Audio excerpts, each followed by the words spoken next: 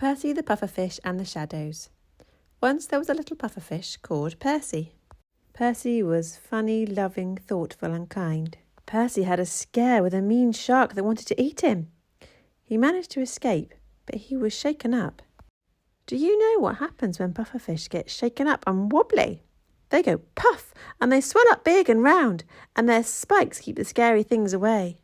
It worked. The shark didn't eat him.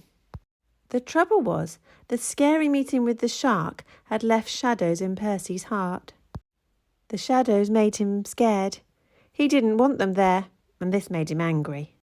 When he got angry, the shadows made him puff up again and poked out as spines on his skin. He would spike his family. He would spike his friends.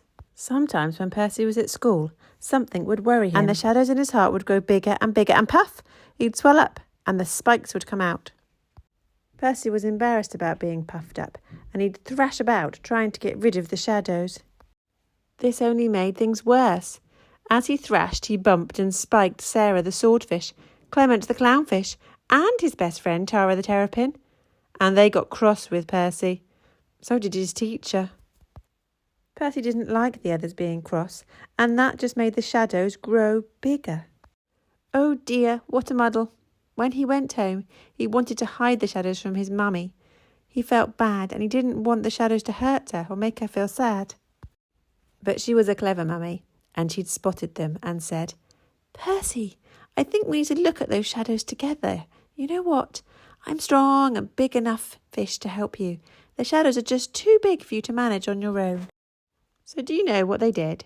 One by one, Percy brought the shadows out into the light. It wasn't easy. In fact, it was a bit scary. But once they'd looked at them, guess what? They disappeared. That's what happens when you shine a light right on a shadow. Try it.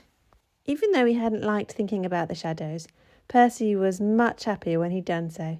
He could go to school again without going puff and thrash. The end.